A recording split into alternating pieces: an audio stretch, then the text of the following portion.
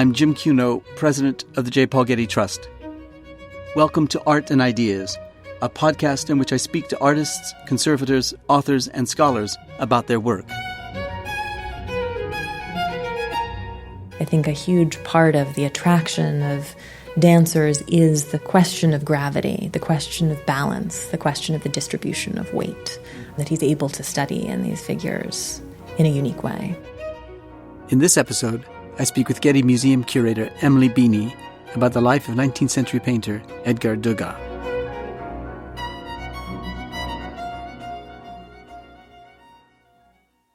Edgar Degas was born in 1834 and died in 1917. Getty Publications has recently published a chapbook on the life and work of the French artist.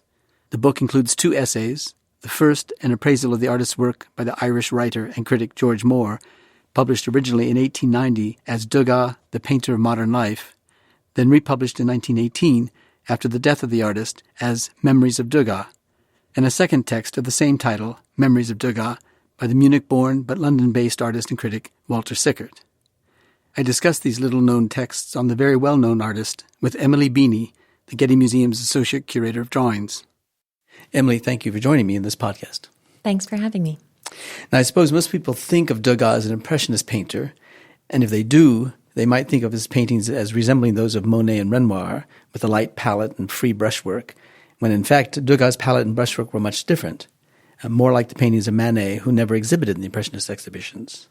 Tell us about Degas' life and work from his earliest years in the 1850s to the first Impressionist exhibition in 1874.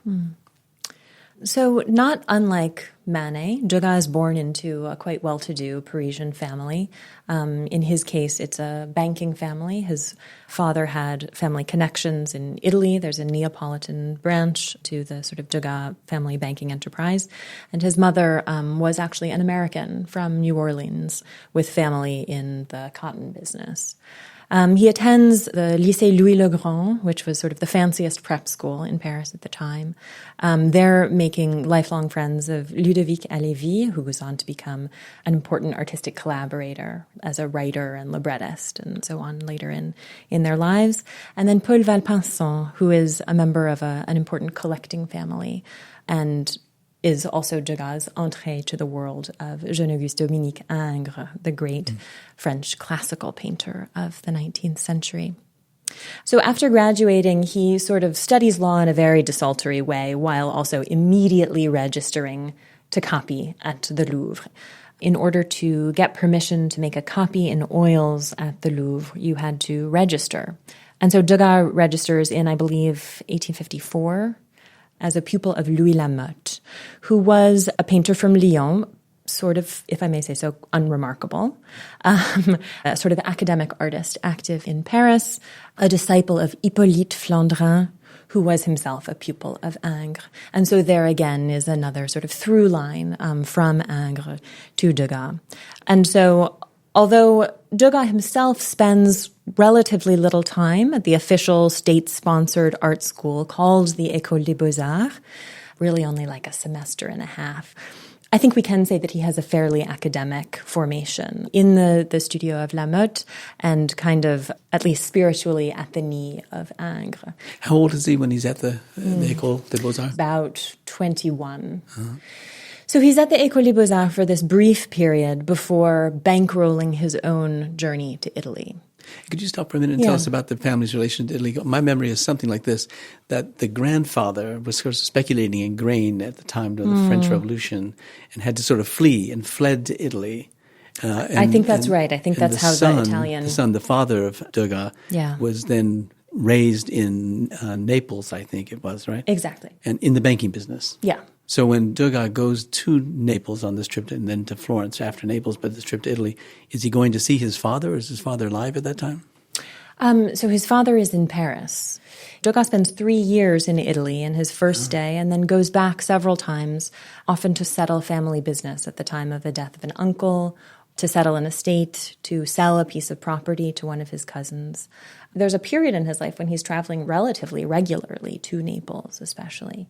But the longest stay really is the 56 to 59 period. And that's when he paints there. Exactly. And so we have these really riveting, magnetic portraits, particularly of family members in Naples and Florence, as well as a small number of self-portraits, including one very beautiful oil on paper that's in the Getty collection.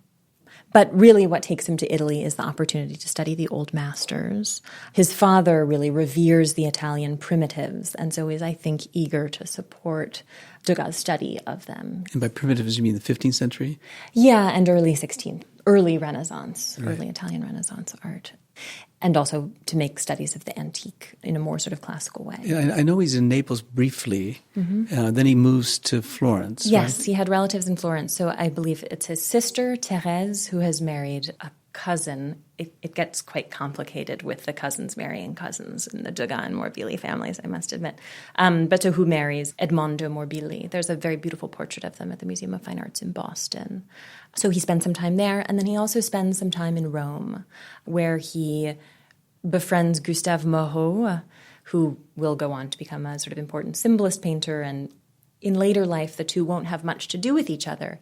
But I think the early encounter is very important. They have a lot of sort of deep philosophical conversations about the meaning of art and about painting techniques, and also about Nicolas Poussin, whom they both sort of revere, the 17th century father of the French classical tradition. He spent most of his working life in Rome. In Rome, yeah. Exactly, yeah. So while he was in Italy and he was painting portraits of his family, and these portraits always struck me as having great psychological intensity, especially the Bellelli family, where clearly the husband and wife don't get along with each other, and he's very, very good at capturing that dimension of life.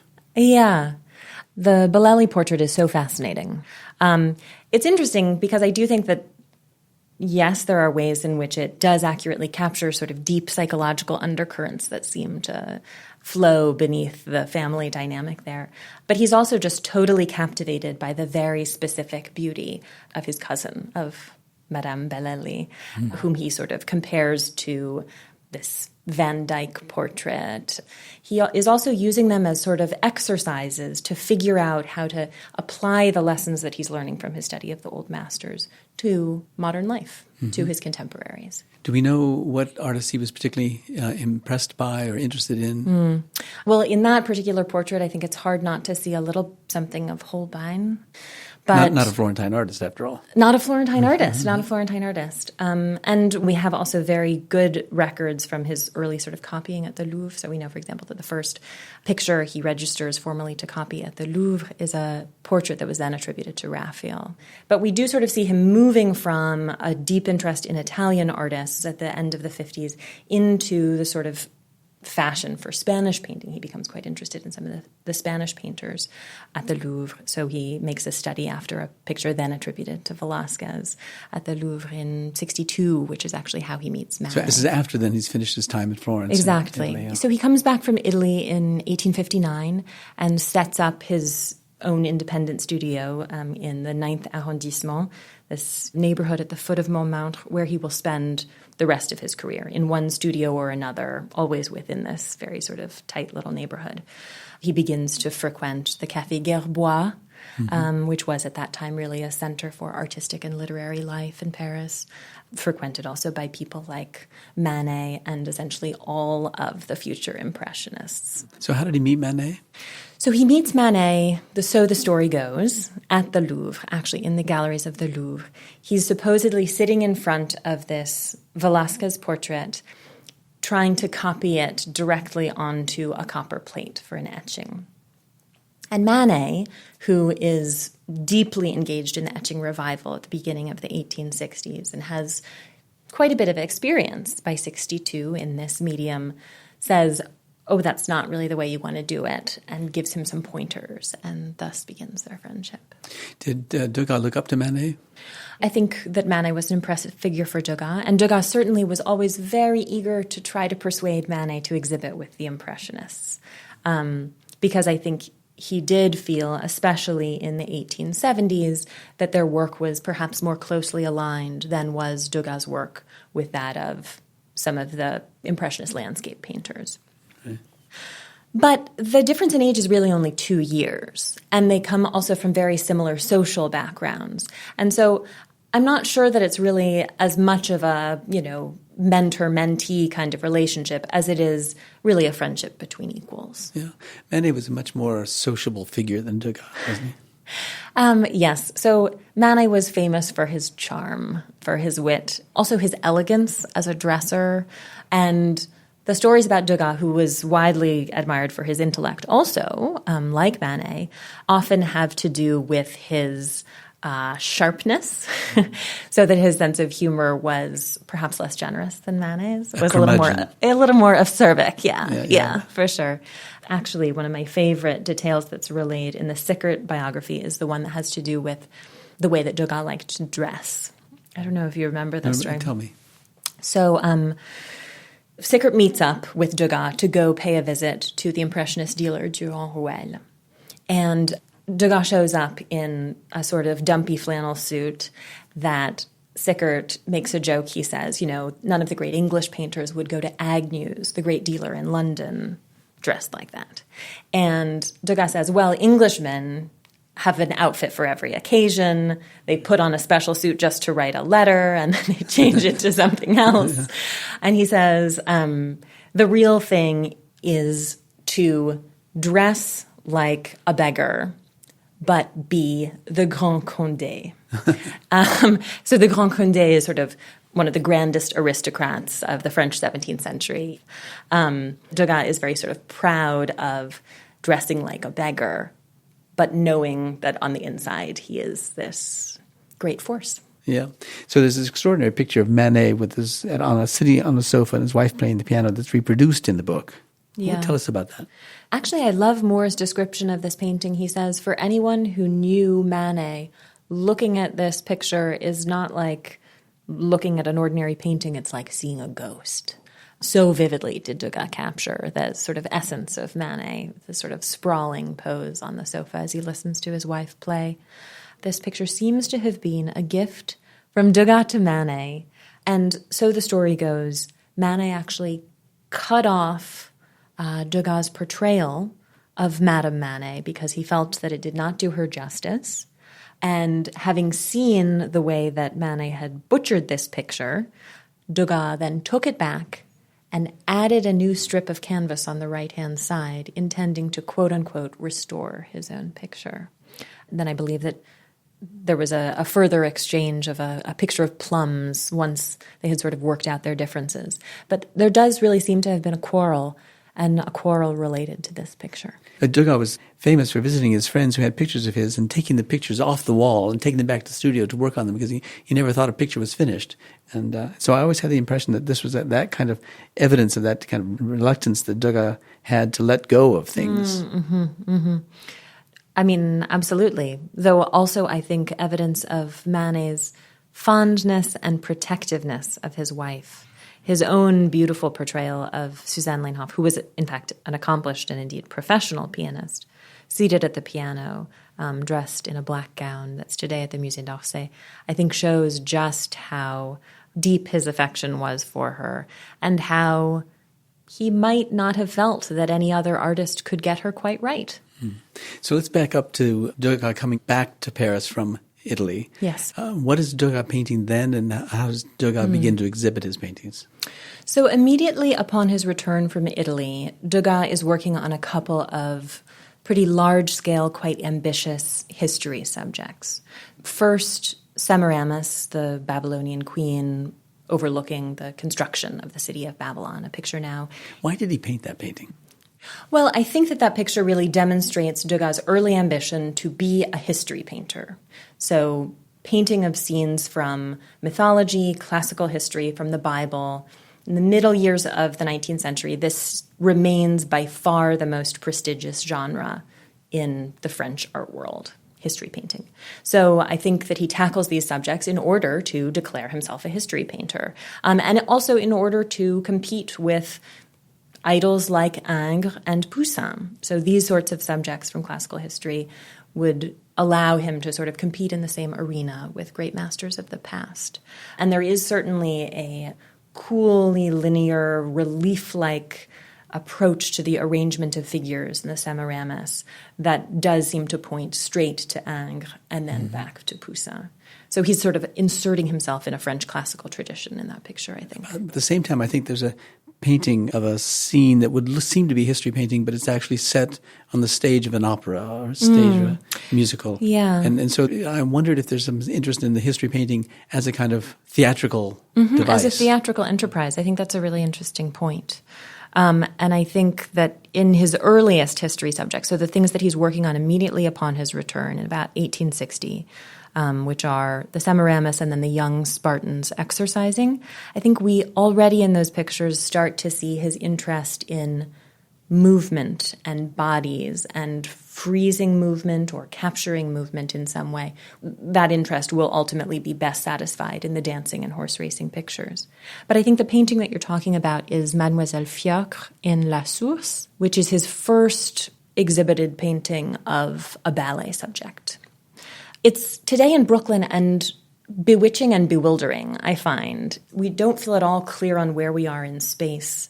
There's this woman astride a horse. There's drinking from a stream. It's not at all clear that we're in a theatrical situation, except that the composition has a bizarre, dreamlike quality that's slightly disorienting. So he shows that in 1968 at the Salon. But the first piece that he exhibits in 1965 at the Salon is somewhat closer to his earlier ambitions as a quote-unquote history painter, which is the scene of war in the Middle Ages, which is a deeply disturbing and very violent picture that's now at the Musée d'Orsay. And so it's an oddly shaped canvas because it's very narrow and long, is what I recall. In other words, it seems as if it might be a prelude to some other larger, more ambitious painting. It's a scene without a sort of convincing center. There are these sort of tortuously tied up female nudes and these fearsome archers. A pretty convincing case, albeit a speculative one, has been made for that painting actually as a response to the American Civil War. Specifically, because his family was there. Exactly. So several members of his family actually came from New Orleans as refugees to France in the early 60s. And so there's a possibility that that picture exhibited in 1965 is meant as some kind of response. What about the painting that is called The Interior, or sometimes called The Rape? Yeah.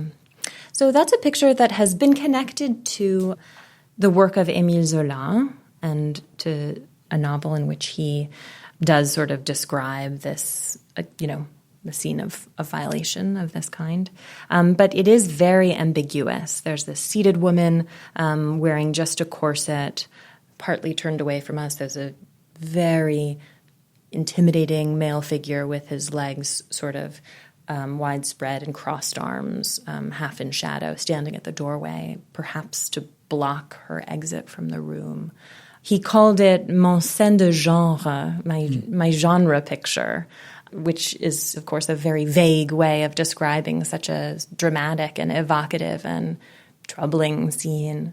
But I think that he sort of wanted perhaps to preserve the ambiguity of the action in that painting. All these paintings that we've been talking about of his do seem to sort of filter reality through a kind of a concept of history painting or theatrical painting or literary painting. While it's history painting, it seems to be conceived as a literary device rather than a kind of historical subject. So there's kind of artificiality of it and kind of dramatic theatrical aspect to it. Is he already a devotee of the theater? Yeah. So the theater plays an enormously important part in the life of Degas. He becomes a subscriber to the ballet and a regular at the opera. And he's also friends with various playwrights and people involved at the opera.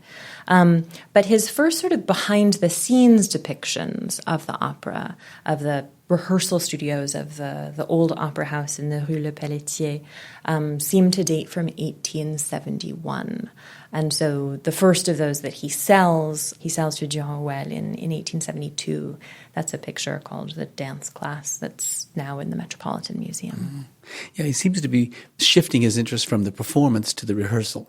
There's that sense of the twisting and turning of bodies in relationship to each other in the exercises, and the kind of extraordinary degree to which the body can be put to kind of under stress in moments of dance. As if that's the moment he could paint really, I think he maybe even said that he can paint the classical figure in modern times. Yes. Well, I think there's a way in which ballet dancers for him are sort of modern nudes found in nature. Because the bodies of dancers are much more exposed, their anatomy is much more clearly visible, particularly as their muscles strain to achieve these various poses and steps, than you would ever see for an ordinary woman on the street in Paris. Sleeveless arms and exposed stockings. These women are very nearly naked. They're functionally wearing 19th century underwear in the rehearsal studio. So it is an opportunity really to study the body in a modern life context. And I feel as though he almost goes into the studio in order to rehearse his dancing pictures, in order to really get to understand the technique. It's like he goes to the bar, to learn the positions and the steps. And then he goes back to the stage later on. And particularly his very latest ballet scenes often happen in a sort of strange nether world somewhere between dream and reality that I think is a huge part of the appeal of the stage for him, this sort of electric lit parallel universe. Yeah, the light coming through the gauzy costumes of the dancers, which is capturing a kind of coloristic effect that is both rooted in observed nature, but that is of interest in itself for him as a painter of pictures. Absolutely. Well, and I think that he soon discovers that pastel is actually a medium ideally suited for this kind of depiction because of the unique sort of gauzy light effects that you can achieve with this dry medium, and through experiments with manipulating oil as well, so draining the oil out of oil in order to create these much more sort of matte effects that are so useful to him in portraying expanses of powdered skin, made-up faces, tutus made of tulle, satin slippers that are all sort of characteristics of ballet costume. So we haven't even gotten yet to the Impressionist exhibitions. Indeed. So and he's exhibiting in the Salon. Yes. But does he have a reputation? Well, I think that his reputation is growing partly in relation to his regular appearance, actually, at the Café Gerbois. That he's part of this circle that includes Manet, that includes so many future members of the Impressionist group. So he's known as an intellect and a wit and a thinker about painting, sort of in parallel, in tandem to his actual practice as a painter already by the end of the 60s. The first Impressionist exhibition takes place in 1874, and that really does allow him to show much more of his recent work. The horse racing pictures, the ballet pictures. The show happens in the spring.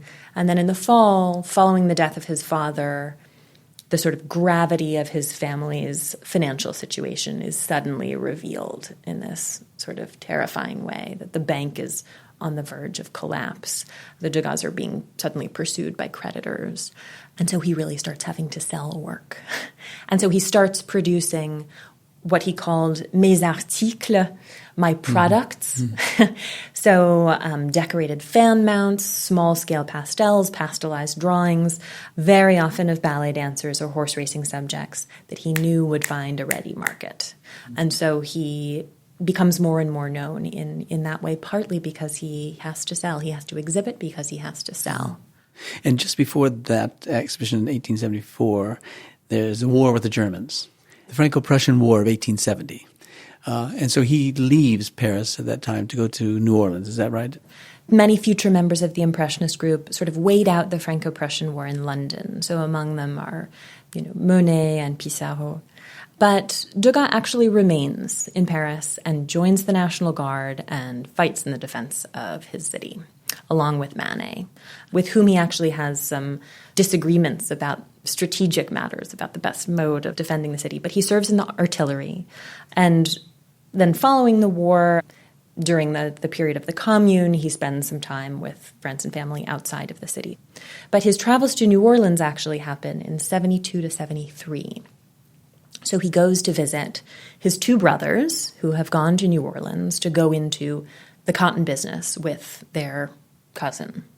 And it's there that he paints the large-scale picture that's today in the tiny town of Pau in the southwest of France. The cotton The merchants. cotton exchange, exactly. Which is sort of a group portrait, sort of a genre scene that shows all of these men in, black waistcoats and hats silhouetted against these piles of white cotton. While in New Orleans, he also paints various other family portraits, possibly including the Getty's convalescent, whose sort of status as a portrait or as something a little bit more amorphous remains Because his up in the sister was air. going blind, or a woman in the family was going blind. His brother's wife goes blind. I think the sort of speculation about the Getty picture is that it might be a portrait actually of Degas' cousin rather than his sister-in-law. So he has the sister-in-law who goes blind in New Orleans, and in fact whom his brother then abandons not so long afterwards. Basically following the family bankruptcy by a few years, he abandons his wife in New Orleans and moves to New York. And I'm not sure Degas ever really quite forgives his brother for that betrayal.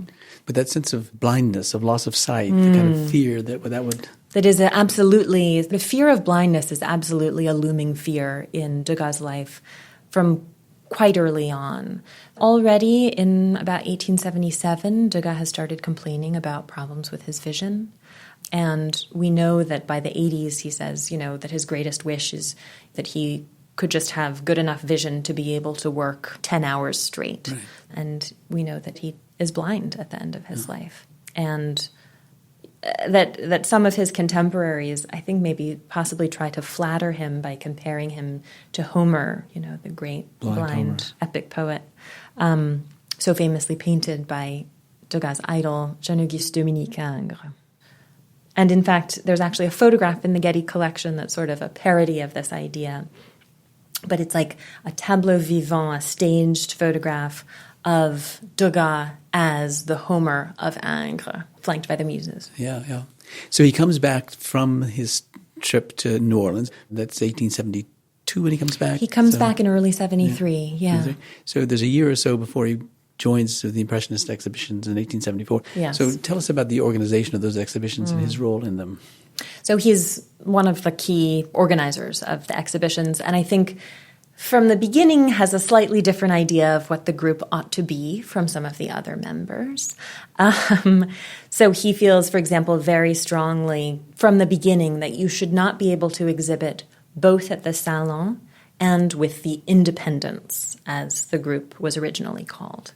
So he didn't want the Independents exhibitions to become kind of a Salon des Refusés, salon of rejects. He also certainly rejects most violently of any member of the group the moniker of Impressionists.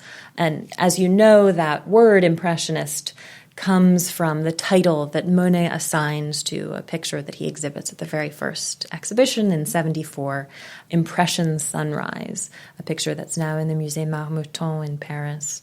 And so one sort of snide critic decides, you're going to call it Impression Sunrise. Well, I guess you're all Impressionists then. But the sort of associations of rapid brushwork, a sketch-like approach, catching nature on the fly that come with the word Impressionist do not at all apply to Degas' work or to his method. He is nothing if not painstaking. He's all about repetition, all about careful preparation and study, and all about depicting nature as realistically as possible. So he wanted the group even perhaps to be called the group of realists. I mean, he was much more comfortable with words like realist or naturalist than he was with impressionist. And this sort of becomes a growing tension within the group, a growing source of sort of animosity between him particularly and Gustave Caillebotte, who is an important member of the group, not only because of his own contributions as a painter, but also as a sort of financier or bankroller of the shows and collector of his friends' work. Now, is it about this time that he meets George Moore, or George Moore becomes aware of him? So it seems like George Moore meets him in about 76, 77. And who was George Moore? So Moore will go on to become a pretty important naturalist/realist novelist working in London in the 1880s, and then an important figure in the Celtic revival at the turn of the century. But at the moment when his path crosses with Degas, he's sort of trying to be a painter, which doesn't work out so well. He's taken a small inheritance and moved to Paris and sort of registered to study at the Académie Julian, which is a pretty open sort of studio situation, not terribly selective, with pretty liberal approach to instruction. But his real education, Moore's real education that he's getting in art is at the Café de la Nouvelle Athènes, which is to the 1870s what the Café Gerbois was to the 1860s. So sort of the center of gravity for these conversations about art and literature have moved after the Franco-Prussian War, basically, to this café in the Place Pigalle. And so Degas is absolutely a regular, Manet is also absolutely a regular, and Moore is sort of soaking it all up. There's something of the dilettante about him, I would say, at this point. I don't know how seriously he's really taking his artistic training, but he's just drinking in this sort of glamorous bohemian life of Montmartre and having affairs and so on that he recounts with great relish in this memoir that he publishes in 1886 called Confessions of a Young Man, that does also include some juicy and useful tidbits about Manet and Degas and others in that circle in the 70s. Degas seems to have respected his intelligence, which is a detail that Sickert actually relays to us about the relationship between Degas and Moore. But I'm not sure that George Moore is quite as much of an intimate friend, quite so much of an intime de la maison, as I think he puts it, as he would have us believe. Yeah. So we have Degas there in the 1870s, and the exhibitions of the Impressionists, as they're soon to be called, are developing, and Moore's in among them in some respects. Give us a sense of what Degas was doing, because it wasn't just that he was painting. Yeah. So at the moment when their paths cross in the mid-1870s is sort of the beginning of some of Degas' wildest formal experiments. So it's when he's really plunging increasingly into pastels, into the use of drained oil paint, as we've discussed, to create these sort of matte, distemper-like surfaces. It's also the moment when he's really experimenting with monotype. So he and his friend Ludovic Lepic are both really experimenting with this method that's very similar to how you would have pulled a counterproof of a drawing in the 18th century. So you take an original drawing and you take a piece of paper and you run them together through a printing press and you get a reversed image of your drawing. That's a sort of unique impression made directly from the original drawing. So Degas would typically pull two impressions, if you can say that, two monotypes from each of his drawings, and would often use the second, paler one as the underdrawing for a pastel. And so this actually allowed him to recycle motifs and compositions, to rework them in different ways in order to achieve different effects.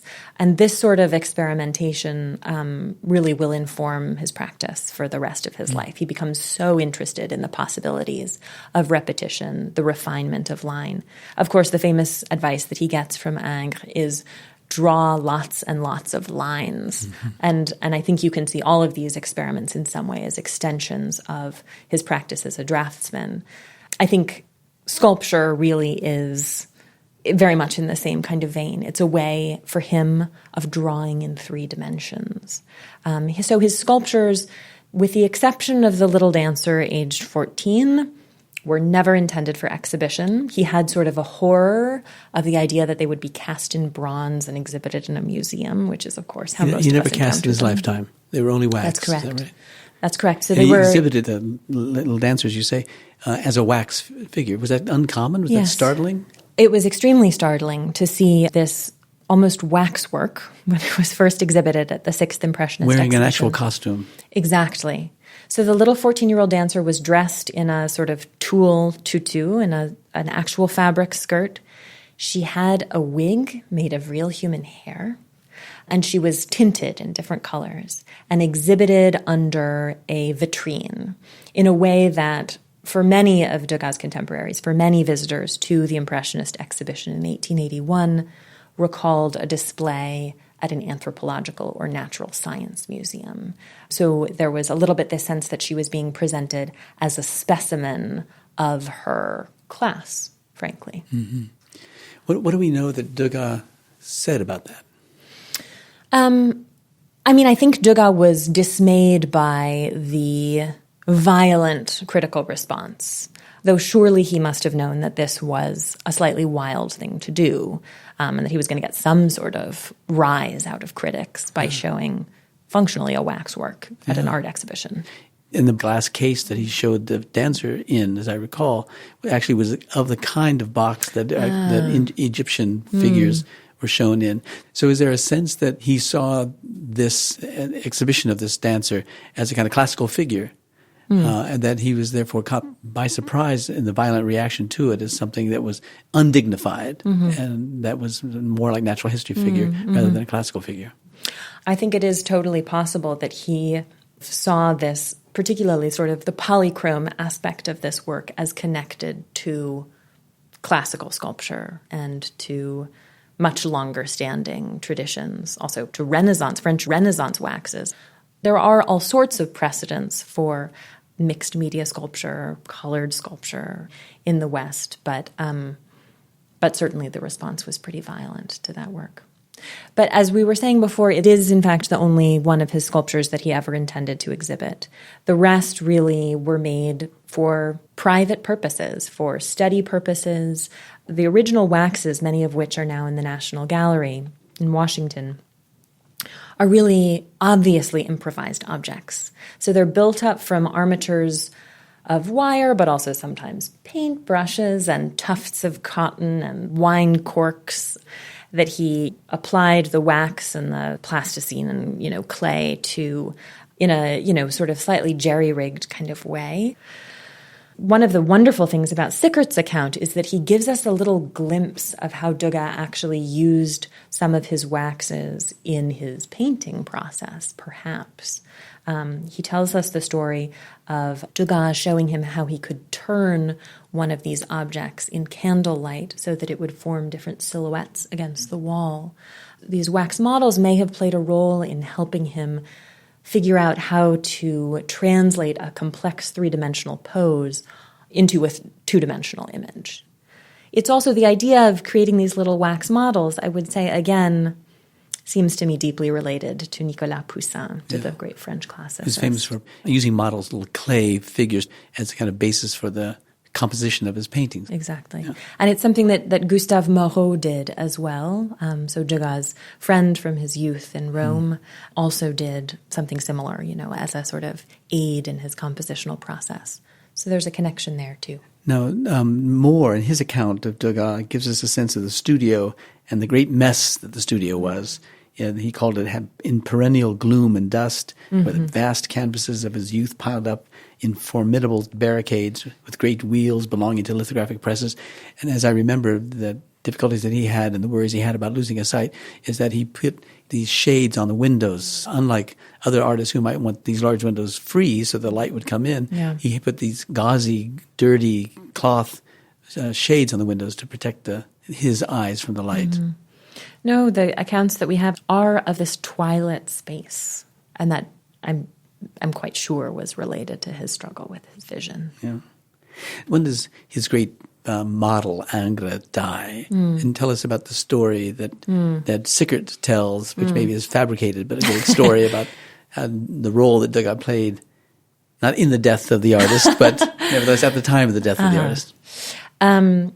So Ingres dies in I think, January of 1867. I think that the story relayed by Sickert might conflate two separate visits of Degas with Ingres. So I think that probably the connection is initially made in 1855 at the time of the Exposition Universelle, or the World's Fair in Paris, where there is to be a very large display of Ingres' work celebrating his achievement as a leader of the French school. And Degas happens to be a childhood friend of Paul Valpinçon, who is the son of an important collector of the work of Ingres. And so it's through the Valpinçon that Degas gets to meet Ingres and gets to receive the famous advice, draw lines, lots of lines, which of course he takes very much to heart. But the story that Sickert relays seems to have to do with maybe another visit in 1867. I don't know that there is other documentary evidence of such a visit, but there is another World's Fair in 1867, so it's not impossible that he's conflating the two World's Fairs. But Sickert says that in Degas' presence, Ingres collapses in what will end up as a fatal attack of illness. And the young painter, Degas, has to run around the corner and get Madame Ingres so that she can take care of her husband. I don't know that there is other documentary evidence to support this encounter, though it does have a lovely sort of Leonardo dying in the arms of François Ier kind of quality. Right. And also this great psychological moment in which the young aspiring painter is there at the death of the great master painter. Yes. Now, Moore, getting back to Moore and his writings, he concludes his memoirs of Degas by saying that while Degas inspired many followers, no one was as great as he was. And these are Moore's words.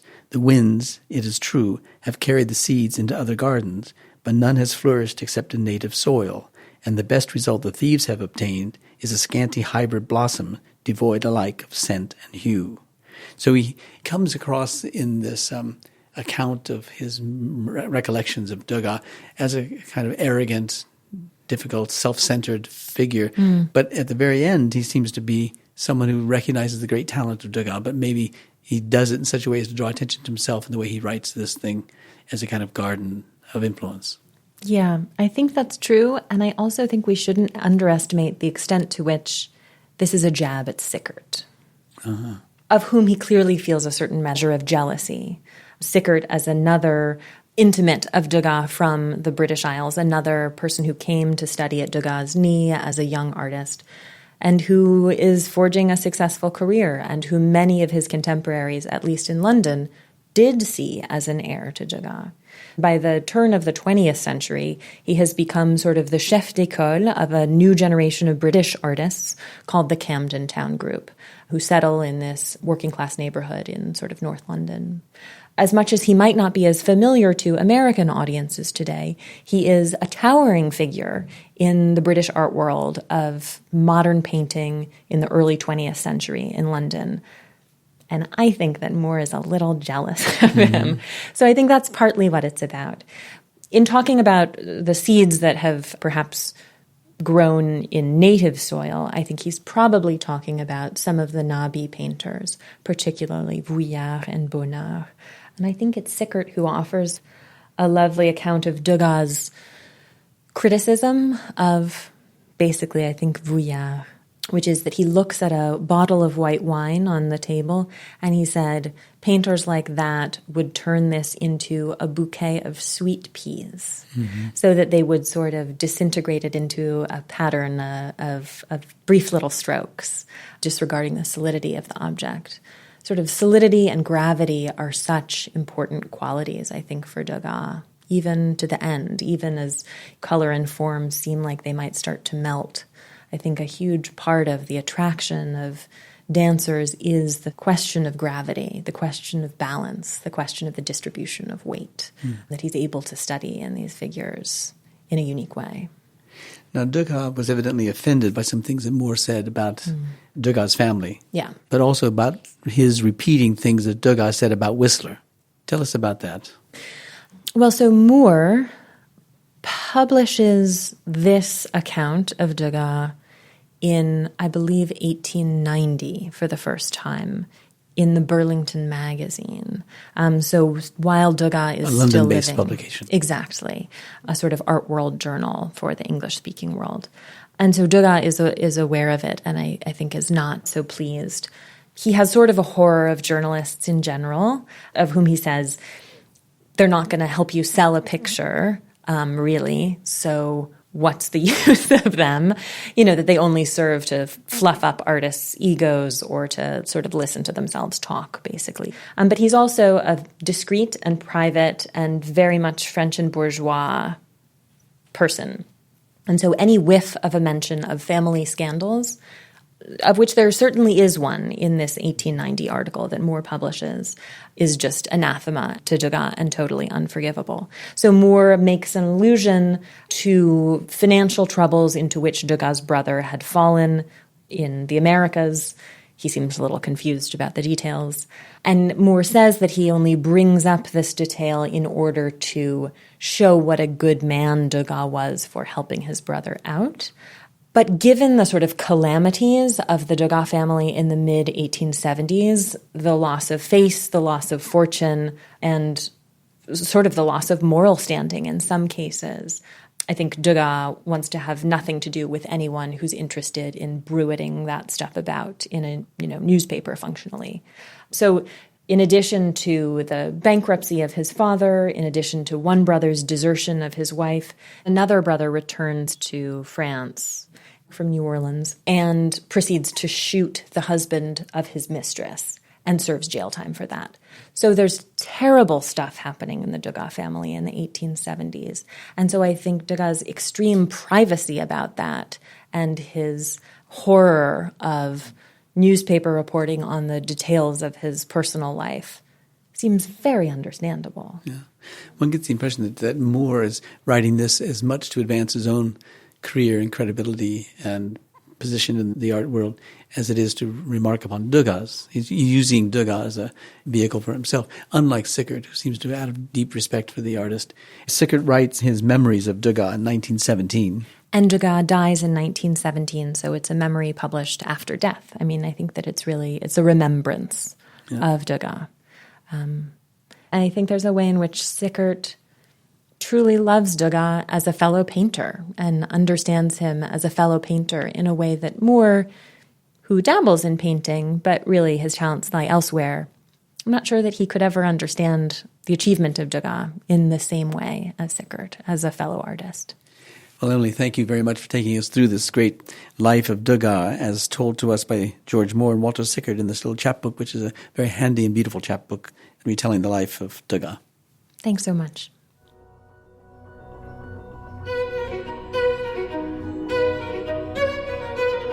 Our theme music comes from the Dharma at Big Sur, composed by John Adams for the opening of the Walt Disney Concert Hall in Los Angeles in 2003.